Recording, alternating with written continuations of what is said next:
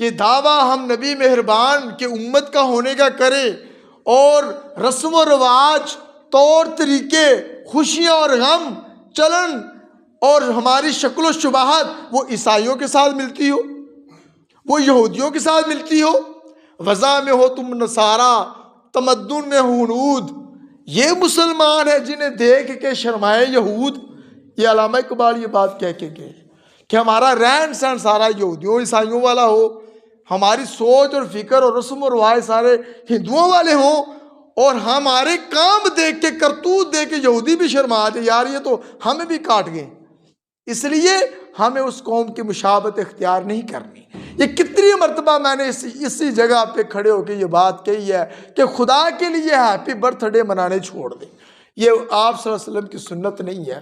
وہ نبی کا ہیپی برتھ ڈے ہو یا وہ کسی عام بندے کا ہیپی برتھ ڈے ہو، کسی ولی کا ہیپی برتھ ڈے ہو یا کسی بھی قسم کا کسی بچے کا ہیپی برتھ ڈے ہو، یہ اسلام کے اندر ہے ہی نہیں۔ کہاں سے لے آئیں بھائی happy birthday to you? یہ لفظ ہی انگریزوں نے ایجاد کیا، اور یہ خاص قسم کا کیک بنا کر، کیک سجا کر، اور اس کے اوپر اپنے نبی کا نام لکھ کے، اور اس کے اوپر طرح طرح کے ڈیزائن بنا کر، وہ خدا کے بندو یہ تو سوچو یہ کس کی سنت پہ عمل کر رہے ہو؟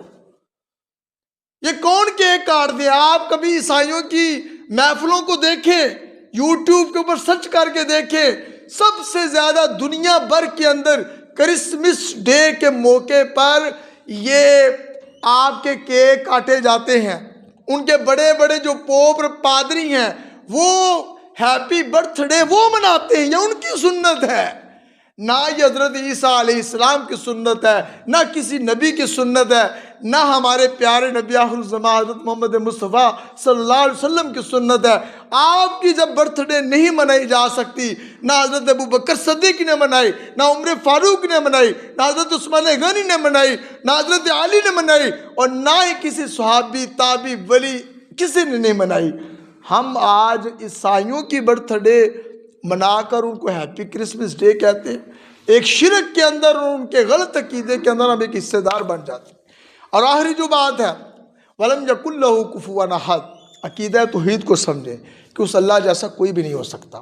اللہ کی ذات جیسے کسی کی ذات نہیں، اللہ کی صفات جیسے کسی کی صفات نہیں، اللہ کی عبادات میں کسی اور کی عبادت نہیں، اللہ کے دیے ہوئے نظام میں کسی اور کو شریک نہ کرو۔ یہ نظام میں بھی توحید چاہیے، ہماری سوچ میں بھی توحید چاہیے۔ اللہ کے بارے میں سوچیں، اللہ اور اس کے رسول کے بارے میں، جو اللہ اور اس کے رسول نے کہہ دیا اس کے ساتھ کسی اور کو شامل مت کریں۔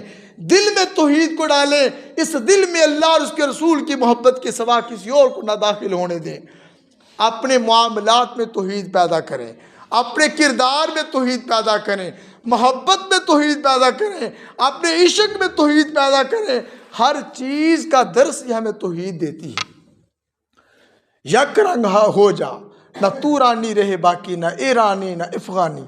ایک رنگ ہو جائے ہم، ایک نظریہ، ایک سوچ، ایک فکر، ایک خدا ہے، ایک نبی ہے، ایک قرآن ہے اور ایک امت ہے، ایک ہم قوم ہو جائیں۔ یہ فرقہ بندی، یہ ذات پات، یہ سب کے سب یہ توحید کی نفی ہے۔ یہ بھی بہت بڑا شرک ہے۔